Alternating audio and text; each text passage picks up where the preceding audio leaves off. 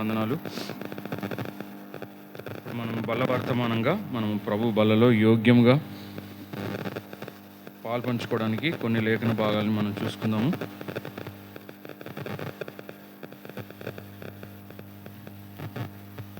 హెబ్రీలకు రాసిన పత్రిక 10వ అధ్యాయము 7వ వచనం.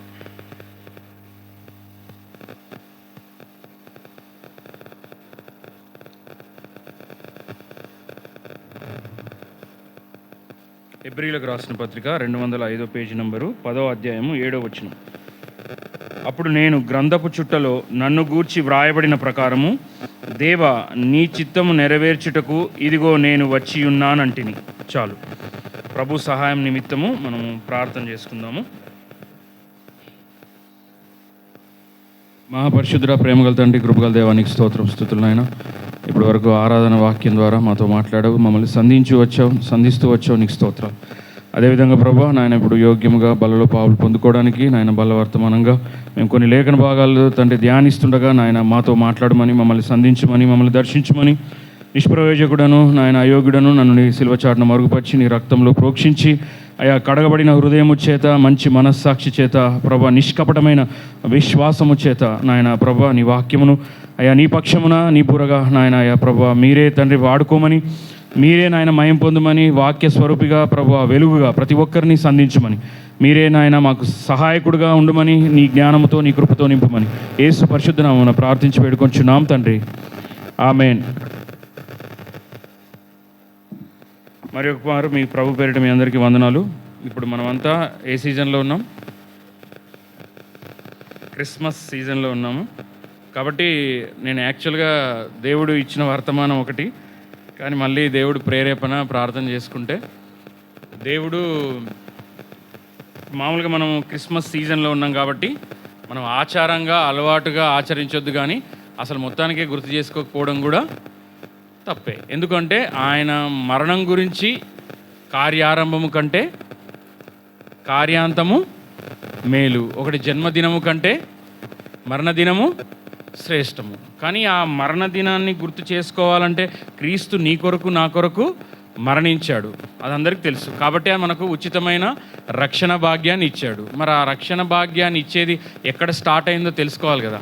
ఆ తెలుసుకునే ప్రక్రియలోనే నీ రక్షణకు పునాది ఎక్కడ వేయబడిందంటే అది క్రిస్మస్లోనే స్టార్ట్ అయింది. ఎందుకు అంటున్నామంటే ఆయన ఈ లోకానికి నరావరు రూపిగా మనుష్య కుమారునిగా ఈ లోకానికి వచ్చాడు. కాబట్టి మనం ఈ క్రిస్మస్ యొక్క సీజన్లో ఉన్నాం. కాబట్టి మనం ఈ క్రిస్మస్లో సాధారణంగా ఏమేమి చూస్తుంటాం? స్కూళ్ళల్లో కానీ కాలేజీలో కానీ, నేను నిన్న 2 రోజుల క్రితం మా హాస్పిటల్లో కూడా క్రిస్మస్ సెలబ్రేషన్స్ చేశారు. దేవుడి దయ వల్ల నేను కూడా అక్కడ వాక్యం అందించే భాగ్యాన్ని దేవుడు నాకు ఇచ్చాడు. కాబట్టి ఈ క్రిస్మస్లో మనం ఏం చూస్తుంటాం? ఎవరెవరిని చూస్తుంటాం? త్వరగా చెప్పాలి. తల్లిదండ్రుల నుంచి స్టార్ట్ చేయండి. పశువుల పాకేందుకు డైరెక్ట్. మరియా, ఇంకా యోసేపు, జకరియా, ఎలిజబెతులు, ఇంకా దూతలు, జ్ఞానులు, గొల్లలు, గొర్రెల కాపర్లు, ఇంకా సుమోయోను, అన్న, ఇంకా హేరోదు. Very good. ఇంకా ఆ జ్ఞానంలో ఏదో నడిపించింది? చుక్కనా నక్షత్రమా? చుక్కగా ఓకే, చుక్కే. కానీ మనం ఏమనాలి బైబిల్లో? అందుకే మంచి లాంగ్వేజ్ రావాలంటే బైబిల్ చదవాలి. నీకు ఇంగ్లీష్ రావాలంటే కూడా ఇంగ్లీష్ బైబిల్ చదవాలంట. అందుకే మంచి లాంగ్వేజ్ వొకాబులరీ రావాల్సిన వాళ్ళు ఈ వాక్యం చదవాలి. వాక్యం చదివిన వాళ్ళకి మనకు ఈ స్లాంట్ రాదు. శ్రీకాకుళం స్లాంట్ రాదు, వైజాగ్ స్లాంట్ రాదు, తెలంగాణ స్లాంట్ రాదు. మనకి ఏం కావాలి? బైబిల్ స్లాంట్ రావాలి. ఒక ఆత్మీయుడికి రావాల్సిన స్లాంట్. నీకు సాహిత్యం అంటే, తెలుగు అంటే ఇష్టము అయితే నువ్వు బైబిల్ చదవాలి. ఎందుకంటే కొన్ని పదాలు ఎంత చక్కగా ఉంటాయంటే, వ్యూహిత సైన్య సమభీకర రూపమగు అని ఒక పదం ఉంటుంది. నేను చాలా వెతికాను అసలు ఆ పదం కోసం. అంటే సాహిత్యం మీద ఏ ఒక్కరికి పట్టు కావాలన్నా మీకు బైబిలే. మంచి మంచి పదాలు, స్వచ్ఛమైన తెలుగు మనకు ఉంటుంది. అంటే సందర్భం వచ్చింది కాబట్టి చెప్తున్నాం. మళ్ళీ నక్షత్రం కూడా. మరి అన్నిటికంటే ముఖ్యమైన పర్సన్ని మర్చిపోయారు. మెయిన్ అదే కదా. వీళ్ళందరూ ఈ మిగతా వాళ్ళందరికీ కేంద్ర బిందువు ఎవరు? ఇప్పుడు మనం గొర్రెల కాపర్ల గురించి మాట్లాడుకున్నా, దూతల గురించి మాట్లాడుకున్నా, మరియా యోసేపు గురించి మాట్లాడినా, నక్షత్రం గురించి మాట్లాడినా, హేరోదు గురించి మాట్లాడినా, అసలు నేను ఇక్కడ నిలబడ్డా దేనికి అసలు ముఖ్యమైన ఆధారం ఎవరు? నిరంతరము మనకు రాజైన నజరేయుడైన యేసుక్రీస్తు. ఎందుకు నజరేయుడైన యేసుక్రీస్తు అంటామంటే, ఆ కాలంలో యేసు అనే పదాలు స్వచ్ఛంగా వాడేవారంట. యెహోషువ అనే పదానికి కూడా అర్థము రక్షకుడు అనే అర్థం అంట. మన యేసుకు ఉన్న పదానికి అర్థం ఏంటి? మీ పాపముల నుంచి ఆయన మిమ్మల్ని రక్షించును గనుక ఆయనకు యేసు అను పేరు పెట్టుదురు అని ఉంటుంది. అంటే యేసు అంటే రక్షకుడు. మరి ఇప్పుడు జరుగుతున్న కోలాహలము అట్టహాసాల మధ్యలో అస్సలు ఆయనను యేసుక్రీస్తు తప్ప మిగతా అన్నీ ఉంటాయి. ఏముంటాయి? ఇప్పుడు ఒక బర్త్డే పార్టీకి పిలిచారండి. పిలిచిన తర్వాత అందరూ వస్తున్నారు, బహుమతులు తెచ్చారు, అన్నీ తెచ్చారు, పాటలు పాడారు, అంతా బాగానే ఉంది. పాటలు పాడి సంతోషించారు, బాగా తిన్నారు, వెళ్ళిపోయారు. తీరా చూస్తే ఆ పిలిచిన పేరెంట్స్ ఇద్దరు చూసుకొని పాప ఏదని చూశారంట. ఆ పాప బర్త్డే కానీ పిలిచారు.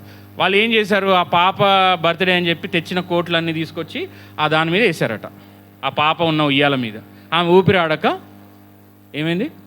చనిపోయింది. ఇప్పుడు జరుగుతున్న క్రిస్మస్లో క్రీస్తు లేడు. క్రీస్తు లేని క్రిస్మస్ వృధా. క్రీస్తు ఆరాధించకుండా అసలు నీ కోసం వచ్చాడని తెలియకుండా నువ్వు బాహాటంగా నువ్వు చిందులేసినా, లేకపోతే పండగలకు పిండి వంటకాలు చేసుకొని చేసినా, ఆయన దేనికోసం వచ్చాడు?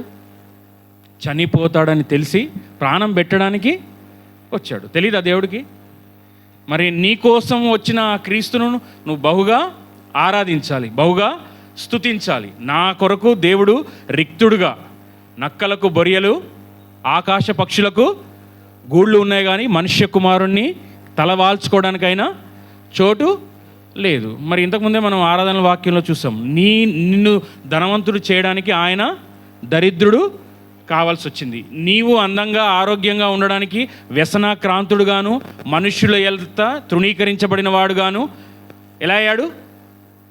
వెలివేయబడిన వాడుగాను, శాపగ్రస్తుడుగా నా శాపాన్ని భరించడానికి ఏం చేశాడు? ఆకాశానికి భూమికి మధ్య వేలాడాల్సిన పరిస్థితి వచ్చింది. మరి ఆ పరిస్థితి రాకముందు ఆయన ఈ లోకానికి అందించడానికి దేవుడు వాడుకున్న కొన్ని పాత్రలు ఏంటి? మనమందరము దేవుడు వాడుకునే పాత్రలం. ప్రతి ఒక్కరూ దేవుని చేత రక్షించబడిన తర్వాత దేవుని తన చిత్తము చేయడానికి తన పాత్రగా వాడుకుంటాడు. మనం ఇంతకుముందు చూసుకున్నాం, విశ్రాంతి దినము ధర్మశాస్త్ర ప్రకారము శనివారం మనకు ప్రభువు దినముగా ఆయన పునరుత్థానమైంది ఆదివారం. కాబట్టి మనం ఆదివారం ఎక్కడ కనిపించాలి? చర్చిలో దేవుని యొక్క సంఘముగా, సమాజంగా కూడుకున్న వారి మధ్య కనిపించాలి. ఒక మంచి విద్యార్థి ఎక్కడ కనిపిస్తాడు? స్కూల్లో కనిపిస్తాడు. కాలేజీకి వెళ్ళేవాడైతే కాలేజీలో కనిపిస్తాడు. అక్కడ తప్ప ఇంకెక్కడైనా కనిపిస్తున్నాడు అంటే ఒక మంచి విద్యార్థి కాదు. ఒక ఆత్మీయుడు ఆత్మ సంబంధమైన సావాసంలో కాక ఇంకా వేరే దగ్గర కనిపిస్తున్నాడు అంటే మంచి ఆత్మీయుడు అన్నట్ట. మీ దేహమే దేవుని ఆలయమందని నువ్వు ఎరగవా అంటాం. అంటే మన శరీరమే పరిశుద్ధాత్మకు ఆలయం అంట. మరి ఈ ఆలయాలు సండే పూట ఎక్కడికి రావాలి? ఈ ఆలయాలన్నీ ఒక చోటికి రావాలి దేవుణ్ణి ఆరాధించడానికి. మరి ఇక్కడికి రాకుండా ఎక్కడికెక్కడికో వెళ్తున్నాయంటే దాని అర్థం ఏంటి? వారికి దేవుడు అంటే ఇష్టమా? నన్ను గణపరిచేవాడిని నేను కుమారుణ్ణి ముద్దు పెట్టుకోనండి, ముద్దు పెట్టుకోకపోతే ఏం చేస్తా అన్నాడు? ఆయన కోపించును అంట. మరి మందిరానికి రండి అని బతిలాడాల్సిన పరిస్థితి ఎవరికి వస్తుంది? అంటే మీరు ఎవరు సేవకుల కోసం వస్తున్నారా మందిరానికి? మనం అందరం ఎవరి కోసం వస్తున్నాం? ఇప్పుడు నువ్వు మందిరానికి రాకపోతే నీకు నష్టమా, దేవుడికి నష్టమా, సేవకుడికి నష్టమా? యథార్థంగా చెప్పాలి, ఎవరికి నష్టం? నేను మందిరానికి రాకపోతే నాకే నష్టం. నేను ఇప్పుడే చెప్తున్నాను, బలిపీఠం మీద ఉండి చెప్తున్నాను. ఎవరికి నష్టం? నేనే కోల్పోతా, దేవుడిచ్చిన ఆధిక్యతను కోల్పోతా. దేవుడు నాకు ఇచ్చిన మాట, ఈ ఆదివారం దేవుడు నాకు ఇచ్చే మాటను నేను కోల్పోతా. దేవుడు నా పట్ల ఏమై ఉన్నాడో తన మనసులో ఉన్న మాట నాకు తెలియజేయడానికి దేవుడు ఎప్పుడెప్పుడు వస్తారా నా బిడ్డలని ఆశతో ఎదురు చూస్తున్నాడు మాట్లాడదామని. నువ్వు రావు, కానీ ఆ మాట పోగొట్టుకుంటే నష్టం ఎవరికి? మనకే. కాబట్టి మందిరానికి రావడం వల్ల మనం వెలిగించబడతాము, ఆత్మీయంగా దీవించబడతాం, మనము అనేకులకు మాదిరికరంగా ఆశీర్వాదకరంగా ఉండగలుగుతాం. కాబట్టి మందిరానికి రావాలని బతిలాడిపించుకోవడము, లేకపోతే మందిరానికి రాకపోతే మీకు ఇలాంటి ఇబ్బందులు వస్తాయని చెప్పాల్సిన పరిస్థితి రావద్దు. ఎందుకంటే మందిరానికి రానివాడు కంపల్సరీగా అనారోగ్యాన్ని బట్టో వేరే ప్రమాదకరమైన పరిస్థితులను బట్టో రాకపోతే దేవుడు చూస్తాడు. కానీ నువ్వు వీలుండి అవకాశం ఉండి రాలేదు అని అంటే దాని పర్యవసనాలు మనం అనుభవించాలా లేదా? అనుభవించాలి. ఎందుకంటే విశ్రాంతి దినమును ఒక అధ్యాయంలో అంతా చెప్పబడింది. మళ్ళీ ఆయన యొక్క 10 ఆజ్ఞల్లో ఒక ఆజ్ఞ అది ఏంటి? నువ్వు 6 దినములు పనిచేసి 7వ దినమున రావాలి. కాబట్టి నువ్వు దేవుని మందిరంలో కనిపించాలి. కనిపించకపోతే నష్టపోయేది నువ్వే. మనమందరం ఇక్కడ దేనికోసం వస్తున్నాం? ఇంతకుముందు సేవకులు చెప్పినట్టు పోస్ట్ మార్టం అని చెప్పారు కదా, అంటే వాక్యము చేత మనం సరిచేయబడ్డానికి వచ్చాము. ఆత్మతో సత్యముతో ఆయన ఆరాధించడానికి దేవుని మందిరానికి వస్తాం. ఒకరికొకరు పురికొల్పుకోవడానికి మందిరానికి వస్తాం. ప్రేమ చూపించుకోవడానికి దేవుని మందిరానికి వస్తాం. సహవాసం చేయడానికి దేవుని మందిరానికి వస్తాం. ఎక్కడ 2-3 నా నామమును స్తుతిస్తారో వారి మధ్య నేనుంటాను. దేవుని సన్నిధి ఇక్కడ ఉంటుంది. కాబట్టి దేవుని సన్నిధిలో సంపూర్ణ సంతోషము మనకు ఉంటుంది. నీకు ఎన్ని బాధలు ఎన్ని కష్టాలు వచ్చినా నీకున్న నీ హృదయ స్థితి, నీవు కష్టంలో ఉన్నావా, బాధలో ఉన్నావా, లేకపోతే ఆదరణ లేక ఉన్నావా, అవన్నీ తీర్చబడేది దేవుని యొక్క సంఘంలో దేవుని యొక్క మాట ద్వారా. కాబట్టి మనం మందిరాన్ని నిర్లక్ష్యం చేయొద్దు. మరి ఒక మారు నేను జ్ఞాపకం చేస్తున్నాను. ఇప్పుడు మనము నేను చెప్పాను కదా కొన్ని పాత్రలను చూసుకుందామని. అందులో ఒక పాత్ర మరియా యోసేపులు. ఈ మరియా యోసేపులు ఎవరండి? ఎవరి తల్లిదండ్రులు చెప్పాలి? యేసుక్రీస్తు ప్రభువారి యొక్క తల్లిదండ్రులు. మరి మొట్టమొదట మనకు తల్లి గురించి చూసుకుందాం. ఎందుకు చూడండి, లూకాసు వార్త 1:38. లూకాసు వార్త 1వ అధ్యాయము 38వ వచనం చూడండి, పేజీ నంబర్ 50. అందుకు మరియా, ఇదిగో ప్రభువు దాసురాలను, నీ మాట చొప్పున జరుగునుగాక అనెను. అంతటా దూత ఆమె యుద్ధ నుండి వెళ్ళెను.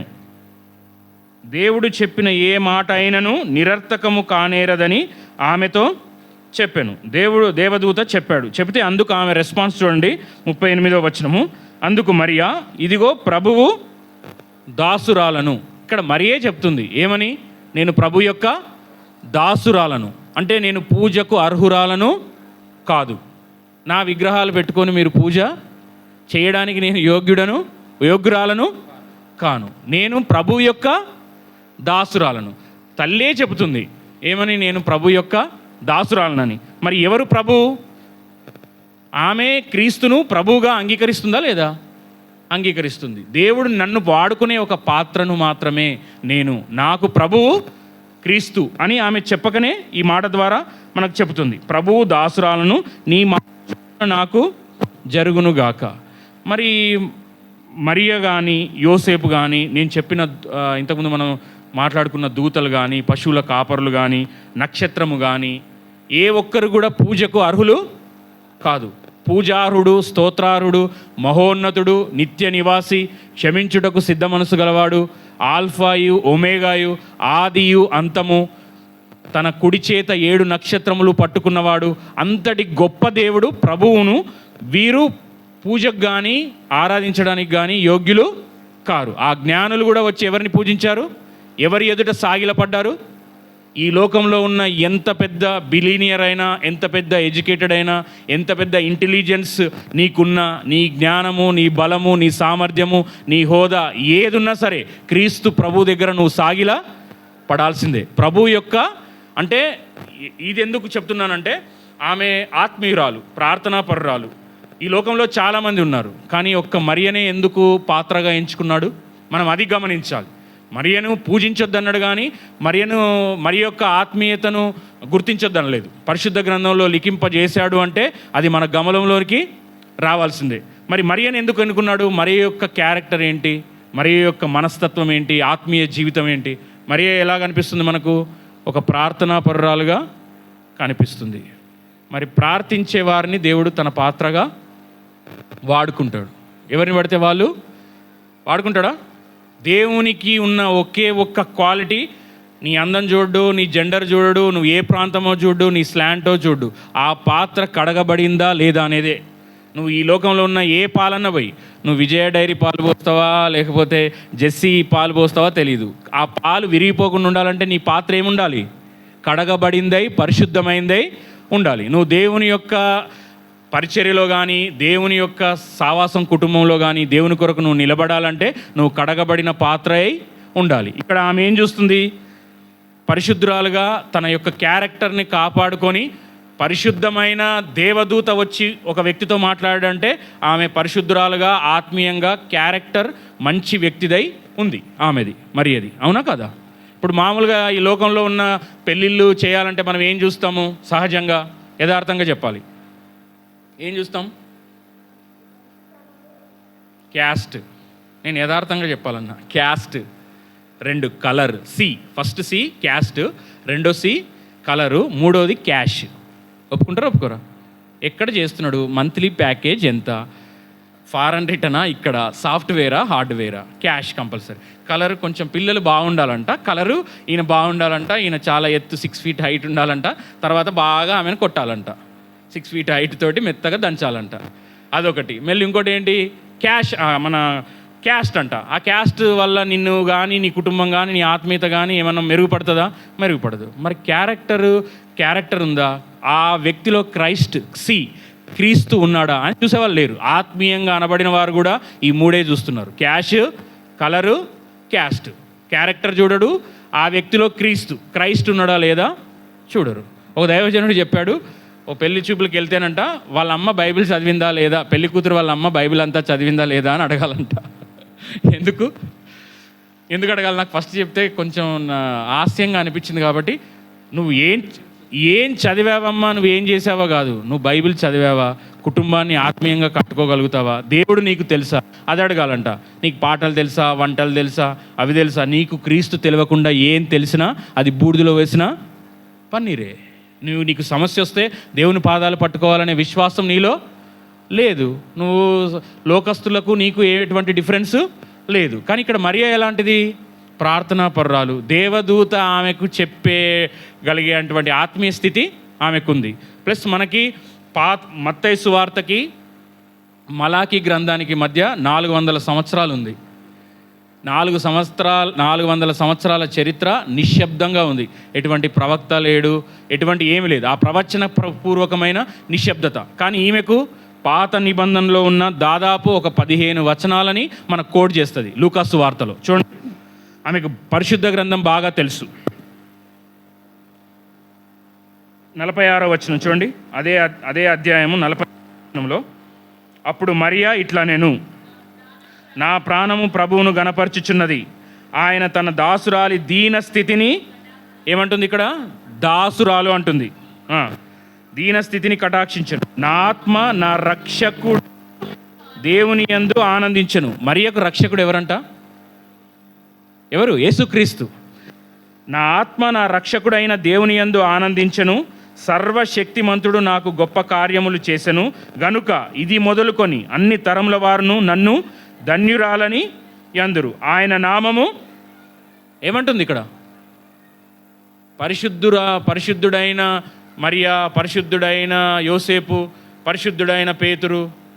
యేసుక్రీస్తే పరిశుద్ధుడు. ఈ లోకంలో ఎవరైనా పరిశుద్ధుడు ఉన్నాడంటే కామ, క్రోధ, లోభ, మోహ, మదమాత్సర్యాలు లేని ఏకైక వ్యక్తి యేసుక్రీస్తు. ఆయన మాత్రమే పరిశుద్ధత అనే పదానికి యోగ్యుడు. మిగతా వాళ్ళంతా పరిశుద్ధులు అనబడేవారు, పరిశుద్ధులుగా నటిస్తున్నవారు. కానీ ఈయనకు ఆ పరిశుద్ధత గురించి నటించాల్సిన అవసరము లేదు. అగ్ని జ్వాలల వంటి కన్నులు గలవాడంట, అపరంజి పాదములు గలవాడంట, ఆయన నేత్రములంట బైబిల్లో ఉంది.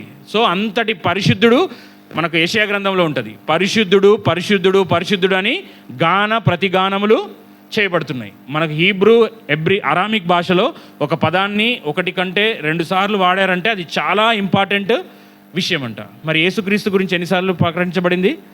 ఆయన పరిశుద్ధుడు పరిశుద్ధుడు పరిశుద్ధుడు. ఇప్పుడు ఈమెమంటుంది? మరియా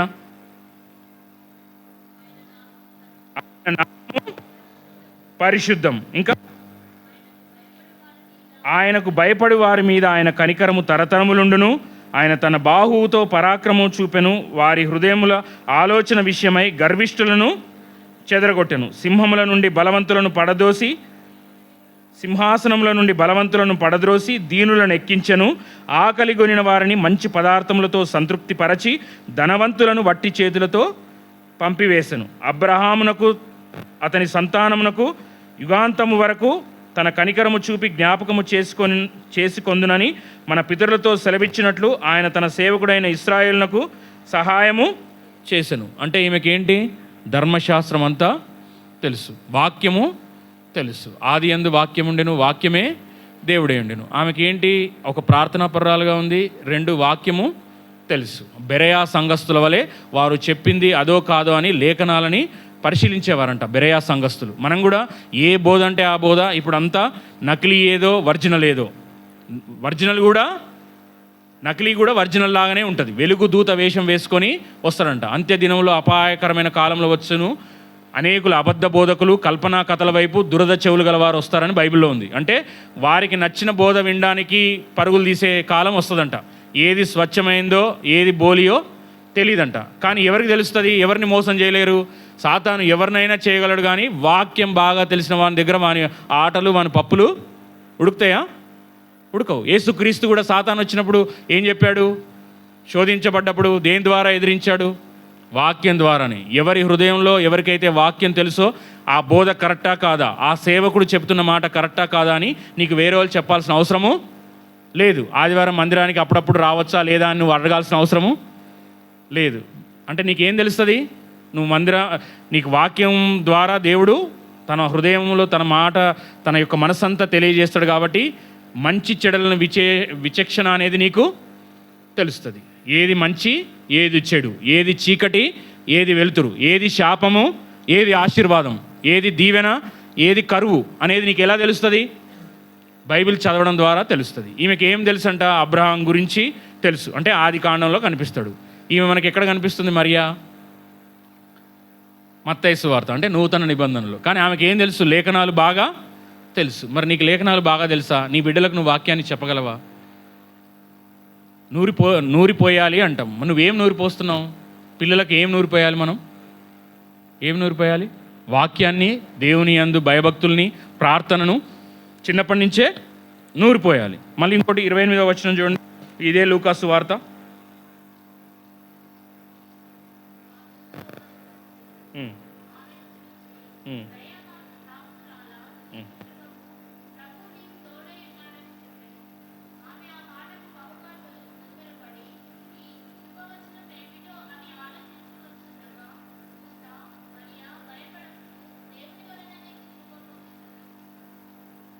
చాలు.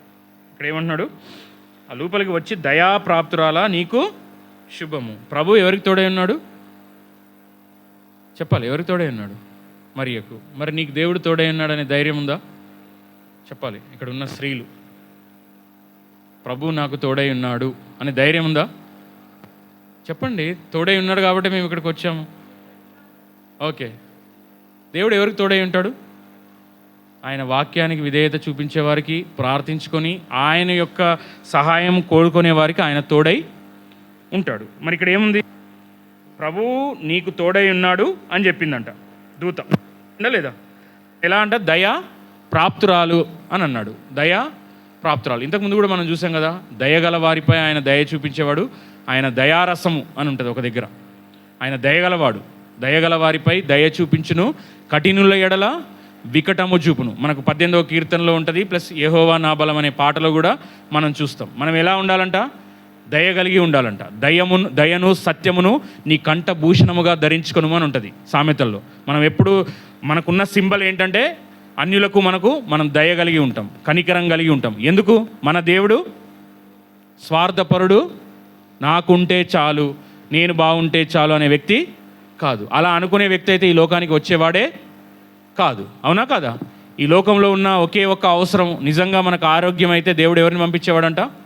డాక్టర్ని పంపించేవాడంట. ఒకవేళ నిజంగా నువ్వు మంచిగా ఉండాలి ఈ లోకంలో అని అంటే నీకు కావాల్సిన ఆరోగ్యమే అయితే ఎవరిని పంపించేవాడు?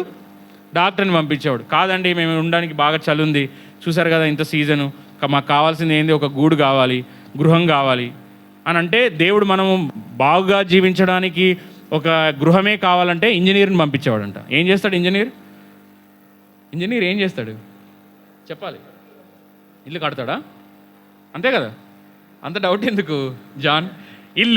ఇల్లే ఒకవేళ కావాలనుకుంటే మనకు ఇంజనీర్ని పంపించేవాడు కాదు.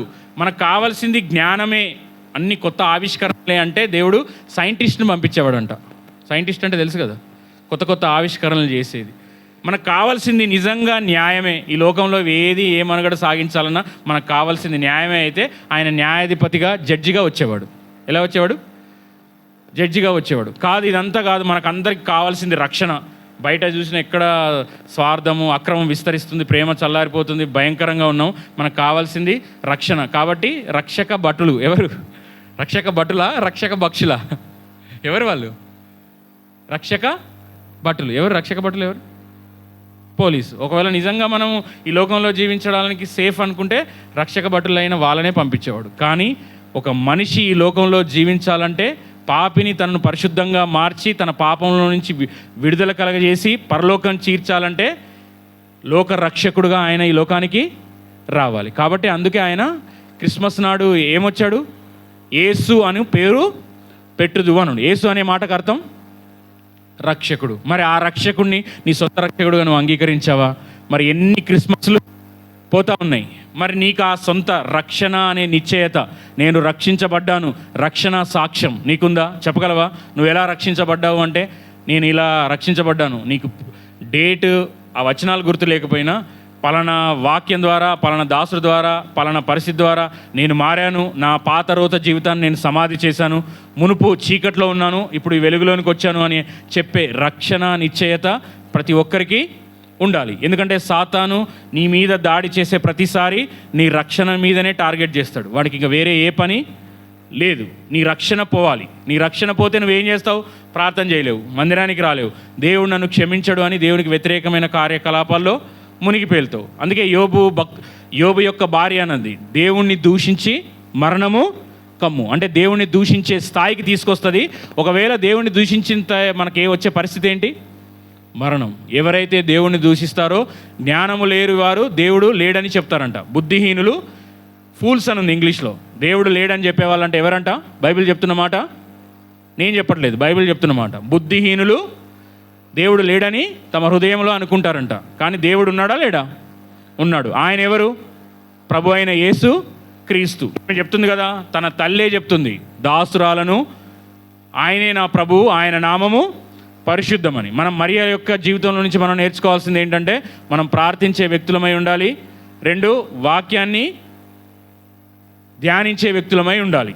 దినమునకు మనం ఎన్నిసార్లు భోజనం చేస్తున్నామో మనం కనీసం ఒక్కసారి కూడా మన ఆత్మను పోషించుకోకుండా, నీ ఆత్మను పోషించేది ఏంటి? దేవుని యొక్క వాక్యం. మరి నువ్వు ఆత్మీయంగా అనారోగ్యంగా ఉన్నావంటే కారణం నువ్వు తీసుకోవాల్సిన వాక్యాన్ని తీసుకోవట్లేదని అర్థం. అంతేనా? ఓకే. 2వ పాత్ర యోసేపు. నేను ముగిస్తాను. యోసేపు గురించి మనకందరికీ తెలుసు. యోసేపు ఏంటి? ఏమవుతాడు? యేసుక్రీస్తుకి తండ్రి. మరి ఆయన యొక్క క్యారెక్టర్ ఏంటి? మత్తయి సువార్త 1:21 చూడండి. మత్తయి 1:21.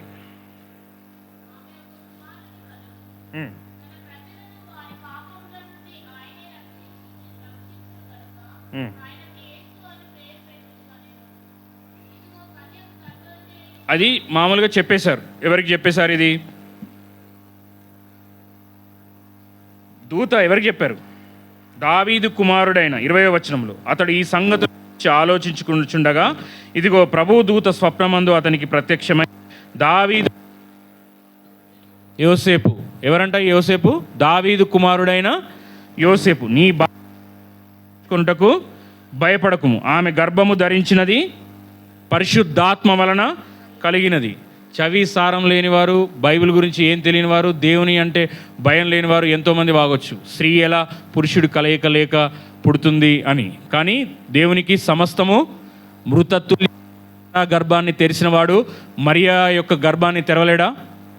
ఎలిజబెత్, జకర్యా వాళ్ళు ఉన్నారు, మనకు లూకాసు వార్త 1వ అధ్యాయంలో వస్తారు. వారు వృద్ధులంట. మరి వృద్ధులకే గర్భఫలం ఇచ్చినవాడు మరియకు గర్భఫలం ఇవ్వలేడా? సో మనము దేవుని యొక్క వాక్యాన్ని దగ్గరికి వచ్చి లాజిక్లు నీ మ్యాజిక్లు చూపించాల్సిన అవసరము లేదు. వాక్యాన్ని నీకు అర్థమైనా అర్థం కాకపోయినా నువ్వు నమ్మాల్సిందే. అది ఎందుకంటే జీవం గల వాక్యం, జీవము గల దేవుణ్ణి మనకు రిప్రజెంట్ చేస్తుంది. కాబట్టి నీకు అర్థమయ్యాల్సిన సమయంలో దేవుడు అర్థం చేపిస్తాడు. నేను ఈ బైబిల్ అంతా అర్థమయ్యాకే నమ్ముతా అంటే సండే స్కూల్ పిల్లోడికి బైబిల్ అంతా అర్థమవుద్దా? ఇప్పుడు నేనున్నాను, నాకు బైబిల్ అంతా అర్థం కాదు, కానీ నేను నమ్ముతా.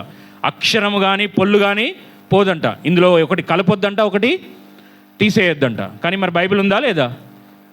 బైబిల్లో ఉంది. బైబిల్లో ఉన్న దేవుడు కూడా సజీవంగా ఉన్నాడు. నువ్వు నమ్మినా నమ్మకపోయినా సత్యం అనేది చెక్కు చెదరదు. దేవుడు సత్యం, ఆయనే ఉన్నాడు. కాబట్టి ఇక్కడ మరియ పరిశుద్ధాత్మ వలన గర్భం ధరిస్తే ఈయన నీతి 19వ వచనం చూడండి. 19వ వచనం 1:19. ఆమె భర్త అయిన యోసేపు నీతిమంతుడై ఉండి ఆమెను అవమానపరచనొల్లక రహస్యముగా ఆమెను విడనాడ ఉద్దేశించను. అరే, గర్భం దాల్చింది, ఎంగేజ్మెంట్ అవ్వగానే వివాహం చేసుకోకముందే గర్భవతి అయిందంటే నా పరువు ఎలా పోద్ది? ఆమెను అవమానపరచనొల్లక. ఈయన ఎవరంట? నీతిమంతుడంట. పురుషులందరూ ఎలా ఉండాలంట? పురుషులైనా స్త్రీలైనా నీతిగా ఉండాలి, నీతిగా జీవించాలి. నీతి మరణం నుంచి రక్షిస్తుంది. జీవ మరణములు నీ యొక్క జీవిత విధానం అంతా నీతియుక్తమైన క్రీస్తులో నువ్వు కట్టుకోవాలి. అందుకే మనకు యోహాను రాసిన పత్రికలో ఉంటుంది, మీ పాపములు మీరు ఒప్పుకునే యెడల ఆయన నమ్మదగిన వాడును నీతిమంతుడు గనుక మీ సమస్త దుర్నీతి నుండి మిమ్మల్ని పవిత్రులుగా చేస్తాడు. నీతిమంతుడైన క్రీస్తును కలిగిన మనము ఎలా జీవించాలి? నీతి మాలిన జీవితం జీవించడానికి లేదు. మరి నీతి జీవితం అంటే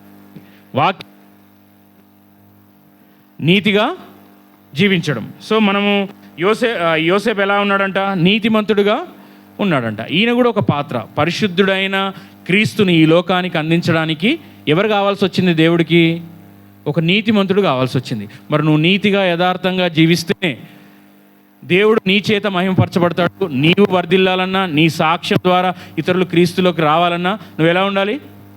నీతిగా జీవించాలి. ఒక పిల్లోడు వచ్చాడంట, పెన్సిల్ స్కూల్లో కొట్టేసి వచ్చాడంట ఇంటికి. వస్తే వాళ్ళ అమ్మ బాగా కొట్టిందంట.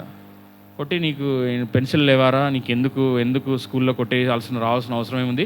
డాడీ ఆఫీస్ నుంచి తెచ్చిన పెన్సిల్ చాలా ఉన్నాయి కదా. డాడీ ఏం చేశాడంట? కొడుకు ఏమో స్కూల్లో ఒక పెన్సిల్ తెస్తే కొడుతుందంట. డాడీ ఆ నుంచి తెస్తాడంట, పెన్సిల్ తెస్తాడంట. మరి నువ్వు ఆఫీస్లో ఉన్నా, ఎక్కడున్నా, ఎవరు ఏం తీసుకెళ్ళినా, ఎవరు ఏం చేసినా, ఎంత అక్రమంగా ఉన్నా వారికి చూపించే సాక్ష్యం ఏదంటే నువ్వు నీతిగా జీవించడం. చెప్పాలి, వారు అక్రమంగా ₹1 అన్యాయంగా తీసుకోరు. వాళ్ళు నీతిగా యథార్థంగా వారి దేవునికి భయపడేవారు కనుక వారి దగ్గర మన పప్పులు ఉడకవు అని మనతో చాలా జాగ్రత్తగా మాట్లాడతారు. ఎలా? నువ్వు క్యారెక్టర్ కలిగి నీతిగా జీవిస్తే నీ దగ్గరకు వచ్చే రెస్పాన్స్ అంత ఆషామాషిగా ఉండదు. కాబట్టి మన జీవితాలు ఎలా ఉన్నాయి? కొడుకు ఏం చేస్తాడంట? స్కూల్లో దొంగతనం చేస్తాడంట. మా తండ్రి ఏం చేస్తున్నాడు?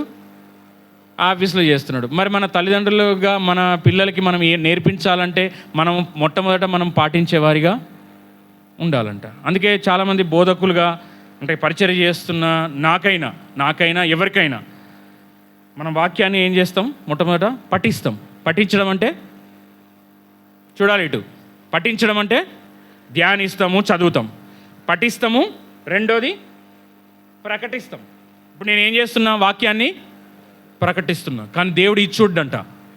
చూడాలి ఇటు నన్ను. పఠించడము, ప్రకటించడం, మధ్యలో ఇంకొకటి ఉంది చాలా విలువైంది, పాటించడం. నేను పాటించకుండా ప్రకటిస్తే అది పని చెయ్యదు. నువ్వు పాటించు, ప్రకటించు. దేవుడు తాను చేయాల్సిన పని చేస్తాడు. నేను ఓన్లీ పఠించి ప్రకటించేవాడిగా ఉన్నాను అనుకో, ఏమన్నా ఉపయోగమా? ఉపయోగం లేదు. నేను ఎంత ప్రకటించినా ఉత్తిదే. కాబట్టి నేను పాటిస్తూ ప్రకటించాను అనుకో, దేవుడు ఏం చేస్తాడు? సఫలపరుస్తాడు. ఆ ప్రకటించిన దాన్ని, ఆ విత్తనాన్ని సఫలపరుస్తాడు. కాబట్టి మనం ఏం చేయాలంట? నీతిగా జీవించాలంట. ఇప్పుడు యోసేపు నీతిగా జీవించాడా లేదా? జీవించాడు. నేను ఇంకా అన్ని రిఫరెన్స్లు చూపించాను. కానీ వీళ్ళిద్దరూ సకల విధమైన యేసుక్రీస్తు యొక్క జననంలో వారు ధర్మశాస్త్ర ప్రకారమే సమస్తాన్ని చేశారు. చూడండి, లూకాసు వార్త 2వ అధ్యాయము 22.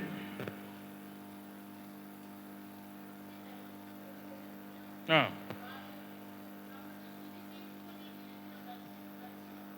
ఉమ్.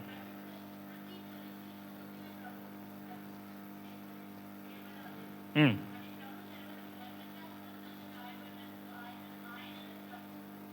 ప్రతిష్ఠించుటకును ప్రభువు ధర్మశాస్త్రమందు చెప్పబడినట్టు గువ్వల జతనైనను 2 పావురపు పిల్లలనైను బలిగా సమర్పించుటకును వారు ఆయనను యెరూషలేమునకు తీసుకొని పోయిరి. 27వ వచనం. అంతటా ధర్మశాస్త్ర పద్ధతి చొప్పున ఆయన విషయమై జరిగించుటకు తల్లిదండ్రులు శిశువు అయిన యేసును దేవాలయంలోనికి తీసుకొని వచ్చినప్పుడు అతడు తన చేతులతో ఎలా జరిగిందంట? ధర్మశాస్త్ర ప్రకారము జరిగింది. ఆయన బాప్తిజం తీసుకునేటప్పుడు కూడా యోహాను ఏమంటాడు? బాప్తిజం ఇచ్చి యోహాను, నేను నీ చేత బాప్తిజం అంటాడా అనడా? అప్పుడు ఏమంటాడు? నీతి యావత్తు ఇప్పటికీ కానిమ్ము అంటాడు. అంటే దేవుడే పద్ధతి ప్రకారం, స్టాండర్డ్ ప్రకారం పాటించినప్పుడు నీవు నేను మరి మనకు పద్ధతి వద్దా? మందిరంలో ఎలా పడితే అలా కూర్చోవడం, ఎలా పడితే అలా ఆరాధించడం, ఎలా పడితే అలా చేయడం, ఒక స్కూల్లోనే అంత క్రమశిక్షణ ఉంటుంది. దేవుడు నివసించే సన్నిధిలో దేవుని యొక్క ప్లేస్లో, అంటే మనం దేవుని ఆరాధించే ప్లేస్లో మనం ఇంకా ఎంత క్రమంగా, ఎంత పరిశుద్ధంగా ఆ యొక్క ప్లేస్కి వాల్యూ ఇవ్వాలి. నీ మందిరంలోకి వెళ్ళినప్పుడు నీ ప్రవర్తన ఎలా పడితే అలా ఉంచుకొని మనుందా? బైబిల్లో ఏమనుంది? జాగ్రత్తగా చూసుకోవాలంట. మరి నీ ప్రవర్తన ఎలా ఉంటుంది? నువ్వు మందిరంలోనే ఇలా ఉంటే ఇంక నువ్వు గృహంలో ఎలా ఉంటావని ఎక్స్పెక్ట్ చేస్తాడు దేవుడు. కాబట్టి నీతిగా జీవించాలి యోసేపులాగా. ప్లస్ పద్ధతి ప్రకారం యేసు ప్రభువు కూడా అంత పద్ధతి ప్రకారం చేశారంట. కానీ మరియా జీవితంలో నుంచి మనం నేర్చుకోవాల్సిన ఇంకొక మాట, విలువైన మాట, ఇది అందరూ గుర్తుంచుకోండి. యవనస్తులు కానీ యవనస్తురాలు కానీ, తెరవబడిన బైబిల్. ఎలా అంట? తెరవబడిన బైబిల్, వంగిన మోకాళ్ళ మీద వాక్యం చదవాలి. ఇంకోటి ఏంటంటే మూయబడిన తలుపు. మరి యొక్క సీక్రెట్స్ ఏంటంటే ఆ దూత రావడానికి, నీకు దేవుని యొక్క కార్యాలు, దేవుని యొక్క హృదయంలో ఉన్న నీకు జవాబు రావడానికి ఉన్న ఒకే 3 సూత్రాలు ఏంటంటే, మొట్టమొదట మూయబడిన తలుపు, వంగబడిన మోకాళ్ళు, తెరవబడిన పరిశుద్ధ గ్రంథం. అంటే తెరుచుకొని నువ్వేం చేయాలి? వాక్యాన్ని ధ్యానిస్తూ నీ రహస్యమందు దేవునితో మాట్లాడాలి. మరి మరియా అలా చేసిందా లేదా?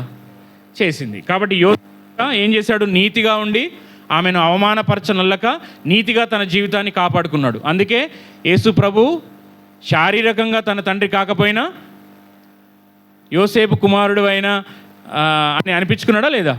దావీదు కుమారుడైన యోసేపు కుమారుడైన యేసుక్రీస్తు. కాబట్టి మనం దేవుని యొక్క పాత్రలుగా వాడబడాలన్నా, నువ్వు చేస్తున్న పని చోట, నువ్వు చేస్తున్న ఉద్యోగంలో, నువ్వు చేస్తున్న చోట క్రీస్తుకు సాక్షిగా జీవించాలంటే దేవుడు నీలో చూసేది పరిశుద్ధమైన జీవితము, నీతియుక్తమైన జీవితం, ప్రార్థనాపూరితమైన జీవితం. ప్రార్థన చేయలేని క్రైస్తవుడు పనికి మాలిన క్రైస్తవుడు అంట.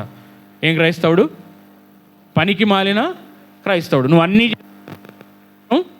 చెయ్యవు. ప్రార్థన లేని క్రైస్తవుడు వెన్నుపూస లేని క్రైస్తవుడు అంట. వెన్నుపూస లేకుండా నేను ఇక్కడ నిలబడగలనా? జెల్లీ ఫిష్ అని ఉంటుంది ఒకటి, ఎలా పడితే అలా ఉంటుందంట, తిరిగిపోద్దంట మెలికలు. ఇప్పుడు కొందరు తిన్నగా ఉండలేరు, మెలికలు తిరిగిపోతూ ఉంటారు. ఎందుకంటే వాళ్ళ జీవితంలో స్థిరమైన ప్రార్థనా జీవితం లేదు. సో మనకు మరియా యోసేపుల నుంచి మనం నేర్చుకోవాల్సింది ఏంటి చెప్పాలి? ప్రార్థన, నీతి, ఇంకా పద్ధతి ప్రకారంగా జీవించడం. ఇంకొక కుటుంబాన్ని చూపించి నేను చూడండి, లూకాసు వార్త 1వ అధ్యాయము 6వ వచనం, 6, 7 అండర్లైన్ చేసుకోవాలి ఇది అందరూ. వీరిద్దరూ ప్రభు యొక్క సకలమైన ఆజ్ఞల చొప్పునను న్యాయ విధుల చొప్పున అపరాధులుగా నడుచుకొనుచు దేవుని దృష్టికి నీతిమంతులై యుండిరి. ఎలిజబెతు గొడ్రాలైనందున వారికి పిల్లలు లేకపోయిరి, మరియు వారిద్దరూ బహుకాలము గడిచి వృద్ధులైరి. వీళ్ళు ఎవరంట? వీళ్ళిద్దరు ఎవరు? ఎలిజబెతు, జకరియా. ఇటు చూడాలి నన్ను. ప్రార్థన చేసుకునే వారికి, ఆత్మీయులకి ప్రార్థనలకు అన్ని జవాబులు వస్తాయా? వారు అనుకున్నవన్నీ పొందుకుంటారా? పొందుకోవాలి కదా. మరి దీనికి బెస్ట్ ఎగ్జాంపుల్ జకరియా, ఎలిజబెత్లే. వారికి ఎలా అంటే వృద్ధాప్యం వరకు ఆ యొక్క గర్భఫలం ఉపేక్షించబడింది, నిరాకరించబడలేదు. ఉపేక్షించడం అంటే హోల్డ్లో పెట్టబడింది.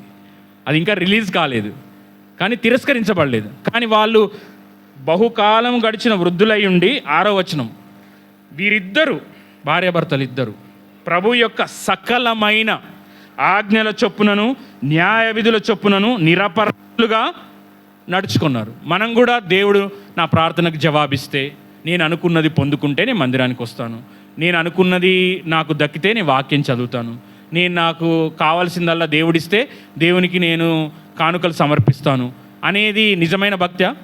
నువ్వు దేవుణ్ణి కూడా వ్యాపారంలోకి లాగుతున్నావు. తప్పు.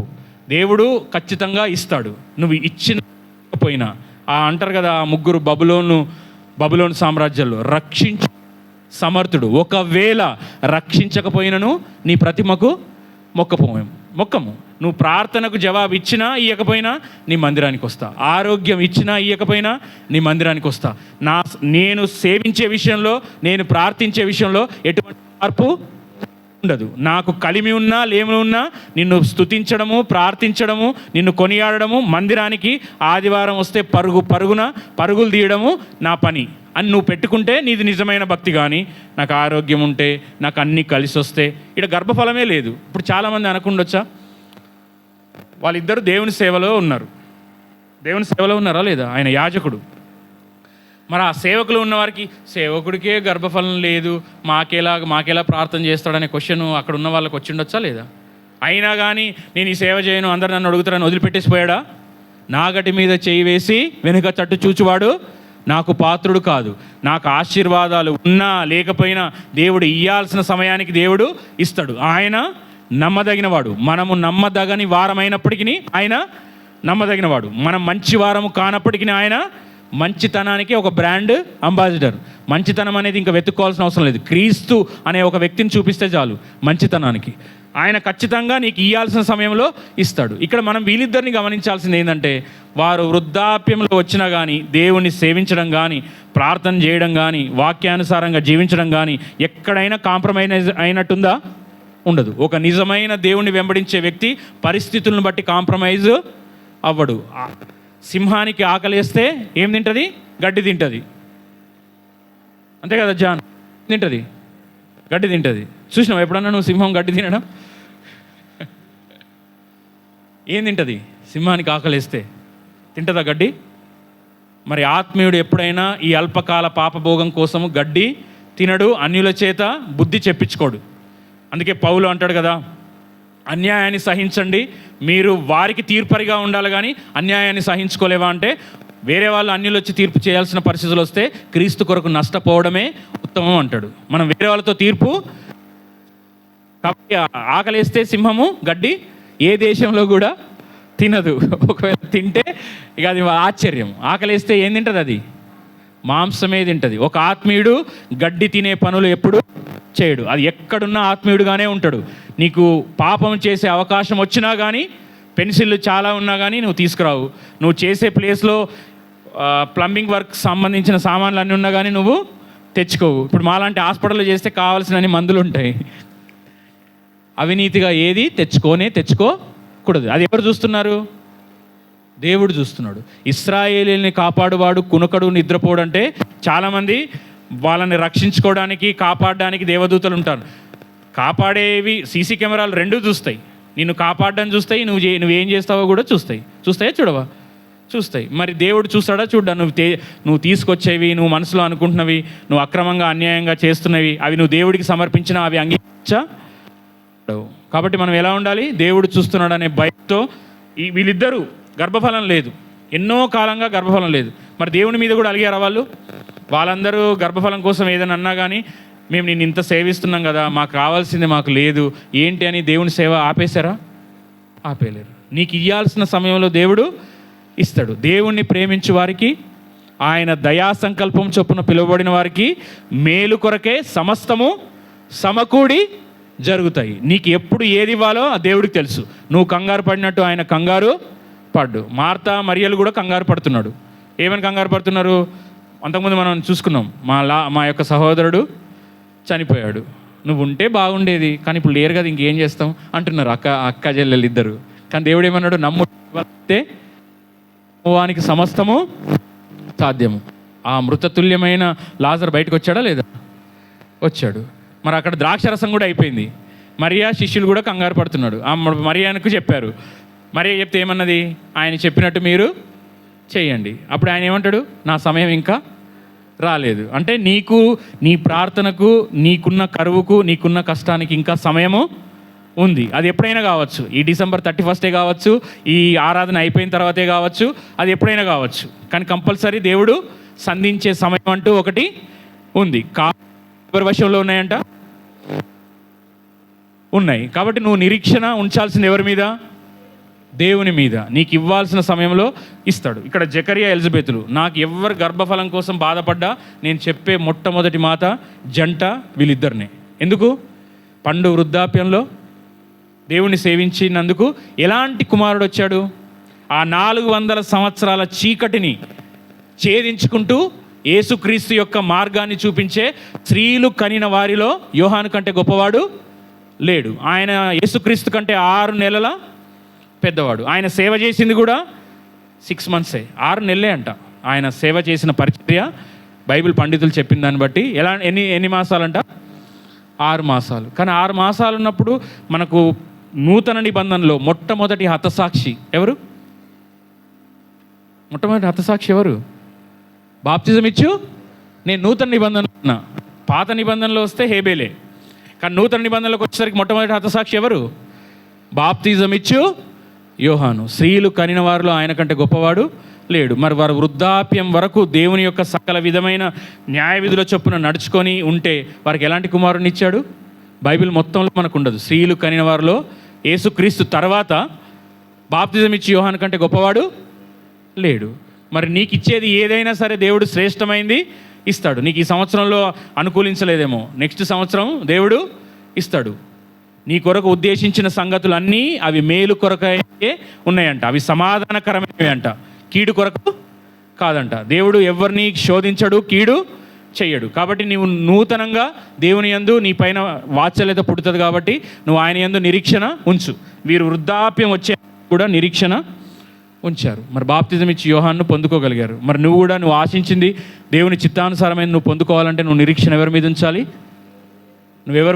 ఎవరి తట్టు చూడాలి? విశ్వాసమునకు కర్తయు దాని కొనసాగి క్రీస్తు వైపు చూస్తూ నీ ముందు ఉంచబడిన పరుగు పందెములో ఓపికతో పరిగెత్తాలి. మరి నువ్వు దేనికోసం పరిగెడుతున్నావో చూడాలి. ఈ యొక్క వచనం చూపిస్తాను చూడండి. ఫిలిప్పీలకు రాసిన పత్రిక 2వ అధ్యాయం. అసలు ఆయన గురించి చెప్పకపోతే 179వ వచనం, 2వ అధ్యాయము 7-8 వచనాలు. ఇవి కూడా అండర్లైన్ చేసుకోవాలి. ఆయన 6వ వచనం కూడా, ఆయన దేవుని స్వరూపము కలిగిన వాడై ఉండి దేవునితో సమానముగా ఉండుట విడిచిపెట్టకూడని భాగ్యమని ఎంచుకొనలేదు. కానీ మనుష్యుల పోలికగా పుట్టి దాసుని స్వరూపము ధరించుకొని తన్ను తానే రిక్తునిగా చేసుకొనెను. మరియు ఆయన ఆకారమందు మనుష్యుడుగా కనబడి మరణము పొందినంతగా, అనగా శిలువ మరణం పొందినంతగా విధేయత చూపిన వాడై తన్ను తాను తగ్గించుకొనెను. యేసుక్రీస్తు ఎలా అంట? మనుష్యుని పోలికగా ఏమనుంది? పుట్టి అని ఉంది. ఎలా పుట్టాడంట? మరి తండ్రి అయిన దేవుడు బలవంతంగా తోసేశాడా? మనం ఇంతకుముందు వచనం చూసుకున్నాం. హెబ్రీలకు రాసిన పత్రిక, నా తండ్రి యొక్క చిత్తము నెరవేర్చడానికి నేను ఈ లోకానికి వచ్చాను అన్నాడు. అంటే తాను స్వతహాగా నిన్ను ప్రేమించడానికి, నీ కొరకు ప్రాణం పెట్టడానికి వచ్చాడు. దేవదూతలు బలవంతం చేస్తేనో, తండ్రి బతిమలాడితేనో కిందికి వచ్చినట్టు మనకు బైబిల్లో లేదు. స్వచ్ఛందంగా వచ్చాడు. వచ్చి ఆయన ఏం చేశాడంటే 6వ వచనం చూడండి. ఆయన దేవుని స్వరూపము కలిగిన వాడై ఉండి దేవునితో సమానముగా ఉండుట విడిచిపెట్టకూడని భాగ్యమని ఎంచుకొనలేదు. కానీ మనుష్యుల పోలికగా పుట్టి ఏ స్వరూపం దాల్చాడంట? దాసుని స్వరూపము ధరించుకొని తన్ను తానే రిక్తునిగా నీ కొరకు నా కొరకు చేసుకున్నాడు. మరియు ఆయన ఆకారమందు మనుష్యుడుగా కనబడి మరణం పొందినంతగా, అనగా శిలువ మరణం పొందినంతగా విధేయత చూపిన వాడై తన్ను తాను తగ్గించుకొనెను. ఈ మాట ఎందుకు చెప్తున్నానంటే మత్తయి సువార్త 3వ అధ్యాయము 17వ వచనం చూడండి. మత్తయి సువార్త 3:17. ఒక్క మాట మీకు చూపించి మనం ముగించుకుందాం. 3:17.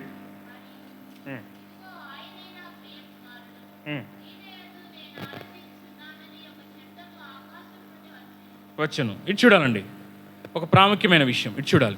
యేసుక్రీస్తు అక్కడున్న బోధకులతో ఆయన యెరూషలేముకు వెళ్ళినప్పుడు ఆయన వయస్సు 12 సంవత్సరాలు.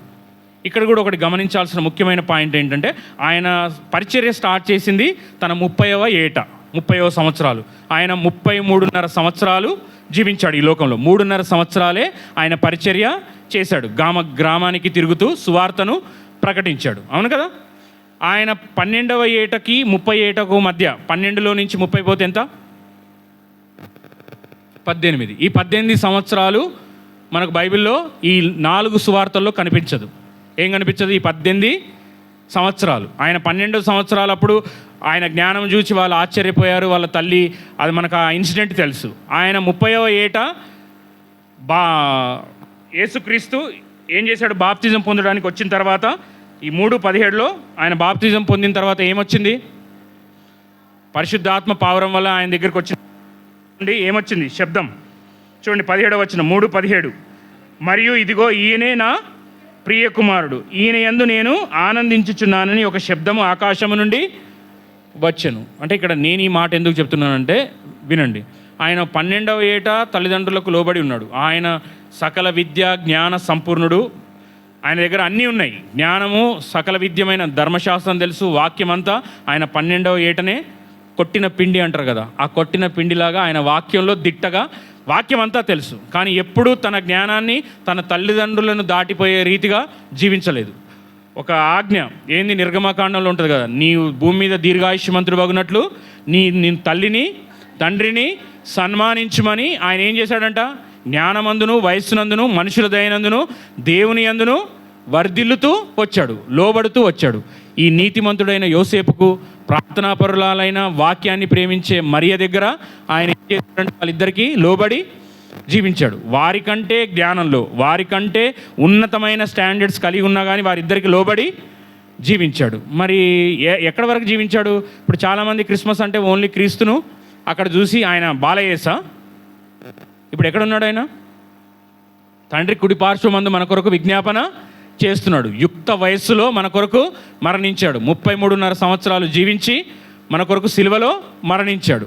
మనం ఇక్కడ చూసాం, తను రిక్తునిగా చేసుకొని సిలువ మరణం పొందినంతగా విధేయత చూపించాడు. ఈ వచనం ఎందుకు చూపించానంటే, 12 సంవత్సరాలు తల్లిదండ్రులకు లోబడ్డాడు, బాగానే ఉంది. మరి ఆ 18 సంవత్సరాలు జీవితం ఎలా ఉంది యేసుక్రీస్తుది అంటే ఈ యొక్క వచనంలో తెలుస్తుంది. ఈయన యందు నేను ఆనందిస్తున్నాడు. ఆ తండ్రి అయిన దేవుడు ఆ 33.5 సంవత్సరాల కాలం, తల్లిదండ్రులకు లోబడిన 12 సంవత్సరాలు, తర్వాత మిగిలిన 18 సంవత్సరాలు కూడా ఆయన తండ్రికి ఇష్టంగానే జీవించాడు. అందుకే చెప్పాడు కదా, ఆకాశం నుండి ఏం శబ్దం వచ్చింది? ఈయన ప్రియ కుమారుడు, నేను ఈయన యందు ఆనందిస్తున్నాడు. మరి మనం ఈ ఆదివారం బాగుంటే ఈరోజు మనం ఆనందిస్తాం. నెక్స్ట్ వీక్ మనం బాగాలేమనుకో, మన పిల్లలు మందిరానికి రాలేరనుకో, మనం ఆనందిస్తామా? ఏమొస్తుంది? మనకు కోపం వస్తుంది. అంటే ఇక్కడ గమనించాల్సిన మాట ఏంటంటే, ఉయ్యాల నుంచి, పశువుల తొట్టి నుంచి. ఈ మాట ఎందుకు అండర్లైన్ చేసుకోమనంటే, పశువుల పాక నుంచి, బెత్లెహేము నుంచి, ఆ బెత్లెహేములో ఆయన పుట్టిన దావీదు పురమైన బెత్లెహేము నుంచి ఆ కల్వరి కొండ గబ్బత్తా వరకు ఆయన యొక్క జీవితం మొత్తం విధేయత మీదనే డిపెండ్ అయి ఉంది. నీకు ఎంత వాక్యం తెలుసు అనేది డజంట్ మ్యాటర్. దేవుడు పట్టించుకోడు. విధేయత లేని జ్ఞానము శూన్యం.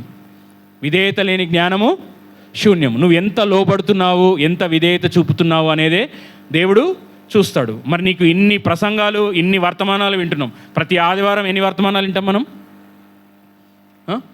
2 వర్తమానాలు. మనకు సంవత్సరానికి 52 ఆదివారాలు. 52 ఇంటూ 2 ఎన్ని? 104 వర్తమానాలు ఇన్న నువ్వు ఎలా ఉండాలి? ఎలా ఉండాలి? ఎంత వాక్య పరిజ్ఞానం ఉండాలి, ఎంత భక్తిలో ఎదగాలి, ఎంత ప్రార్థనలో ఎదగాలి, ఎంత పరిచర్యలో ముందుకు రావాలి. మరి ఎలా ఉన్నాం? సంవత్సరాలు గడిచిపోతున్నాయి, కొత్త క్యాలెండర్ వస్తుంది, కొత్త బట్టలు వస్తాయి, అయిపోయాయి. అంతా మళ్ళా పాత రోత జీవితంలాగా మన జీవితం ఉంటే, ఎదుగు బొదుగు లేకపోతే ఏం ఉపయోగం? కాబట్టి మీరు గమనించాల్సింది ఏంటంటే, యోసేపు మరియల జీవితంతో పాటు యేసుక్రీస్తు కూడా ఏం చేశాడు? విధేయత చూపించాడు. ఎంతవరకు విధేయత చూపించాడు? ఇది ఆయన యొక్క జననం. ఆయన యొక్క జననం క్రిస్మస్ నాడు.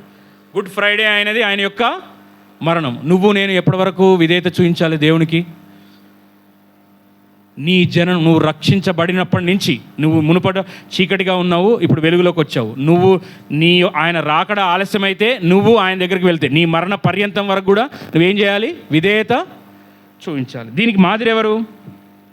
యేసుక్రీస్తు. మరి ఉయ్యాల నుంచి సిలువ వరకు ఆయన విధేయత కొనసాగింది.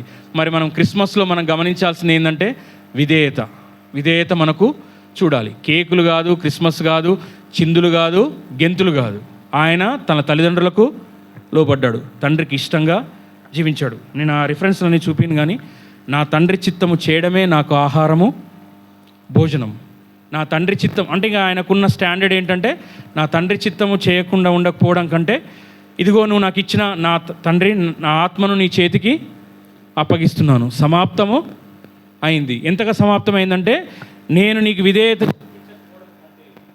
పోవడమే నాకు ఇష్టం. మనం విధేయత ఎలా చూపించాలంటే, వీర విధేయులం అంటాం కదా. దేవుని వాక్యానికి మనం అంతా విధేయత. ఎవడు నా మాట విని వణుకుచుండునో నేను వానిని దృష్టిస్తాను. నీకు దేవుని వాక్యం వచ్చిందంటే నీ దగ్గరికి నువ్వు వనకాలి. నువ్వు వనకట్లేదు, ఇది నాకు కాదని తల మీద నుంచి ఈ చెవితో విని ఈ చెవితో వదిలేస్తున్నావంటే నీ లోపల హృదయ స్పందన, దేవుని యొక్క వాక్యానికి హృదయాన్ని స్పందన నువ్వు ఇవ్వట్లేదు. కాబట్టి దేవుని యొక్క ఉగ్రతకు మనం పాత్రులము కావద్దు. ఆయన ఒక గొర్రె పిల్లలాగా మొట్టమొదటి క్రిస్మస్లో వచ్చాడు. ఆయన రెండవ రాకడ గొర్రె పిల్లలాగా రాడు. ఎలా వస్తాడు? కొదమ సింహం, యూదా గోత్రపు కొదమ సింహంలాగా వస్తాడు. ఆయన రాకడ వినని వారే ఈ 2026 సంవత్సరాలైనా ఆయన మొదటి రాకడ వినని వారే చాలామంది ఉన్నారు. ఎన్నో లక్షల కోట్ల మంది ఉన్నారంట ఆయన మొదటి రాకడ వినని వారు. మనకున్న బాధ్యత ఏంది? మనం రెండవ రాకడ కొరకు మనం సిద్ధపడాలి. మన చుట్టూ ఉన్న వారిని సిద్ధపరచాలి. ఆయన మొదటి రాకడ వినని వారికి సర్వలోకానికి వెళ్ళి మనం సువార్త ప్రకటించాలి. నువ్వు వెళ్ళకపోతే వెళ్ళే వారి కోసం ప్రార్థించాలి. మరి అది కూడా మనం చేయకపోతే దేవుని యొక్క రాజ్యాన్ని కట్టే పనిలో మనము లేమని అర్థం. మొదట నా రాజ్యమును నీతిని వెతుకు, అప్పుడు అవన్నీ అనుగ్రహించబడతాయి. కాబట్టి మనం ఈ నూతన సంవత్సరంలో కొన్ని రోజులైతే వెళ్ళబోతున్నాం కనుక ఈ క్రిస్మస్ని సందర్భంగా మనం గుర్తు చేసుకోవాల్సింది దేవుని యొక్క త్యాగం. ఆయన చనిపోవడానికి సిద్ధపడే ఈ లోకానికి వచ్చాడు. నీ కొరకు రిక్తునిగా చేసుకున్నాడు, నీకు మాదిరి ఉంచాడు. పరిశుద్ధంగా ఉండడం సాధ్యం. నన్ను వెంబడించిన మీరు కూడా నేను పరిశుద్ధుడనే ఉన్న ప్రకారం మీరును కూడా పరిశుద్ధులై ఉంటారు. పరిశుద్ధంగా ఉండడం సాధ్యం కాదంటే నువ్వు సిలువను చూడు, క్రీస్తును చూడు, నీకు సాధ్యం. నువ్వు తగ్గించుకోవడం సాధ్యం కాదంటే నువ్వు క్రీస్తు సిలువను చూడు, నీకు తగ్గింపు సాధ్యం. నన్ను బాధించేవారిని నేను ప్రేమించలేకపోతున్నాను అంటే నువ్వు సిలువను చూడు, నీకు ప్రేమ సాధ్యం. కాబట్టి మనము క్రీస్తును, విధేయత చూపించిన క్రీస్తును ప్రాణం కంటే ఎక్కువగా, అంటే నా ప్రాణమైనా పోగొట్టుకుంటాను కానీ తండ్రి చిత్తం నుంచి బయటికి మాత్రం వెళ్ళను. మరి నీకు అలాంటి కమిట్మెంట్ ఉందా? అలాంటి తీర్మానం నీకుందా?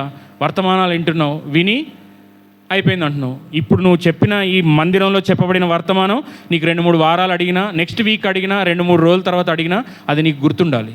గుర్తు లేదంటే నువ్వు విన్నట్ట, నువ్వు ఆలకించినట్ట. ఎందుకు వస్తున్నాం మనం ఇక్కడ? ఎందుకు వస్తున్నాం దేవుని మందిరానికి?